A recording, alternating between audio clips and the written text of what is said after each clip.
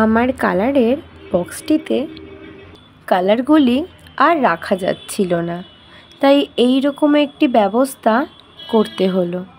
নমস্কার, আমি ঋতুপর্ণা। কালারের বক্সটি দিন দিন আমার কাছে ছোট হয়ে যাচ্ছিল, কারণ নতুন কালার যেসব আনা হতো সেইগুলিও আমি এই বক্সটিতেই রাখতাম। তাই এইবার ভাবলাম একটি নতুন বক্স বানাই। তো সেই কারণেই খুঁজতে খুঁজতে এটি পেলাম। তারপর সেটিকে সমান করে কেটে নিয়ে স্টিকার দিয়ে কার্ডবোর্ডগুলির কভার দিয়ে গ্লুয়ের সাহায্যে সেইগুলিকে অ্যাটাচ করে নিলাম। আর বক্সটির সাইডেও আমি পেন রাখার একটি জায়গা করে নিয়েছিলাম, যাতে সেখানেও তুলিগুলি রাখা যায়। দেখো, তোমাদের সাথে কথা বলতে বলতে আমার বক্সটি কিন্তু পুরো তৈরি হয়ে গেল।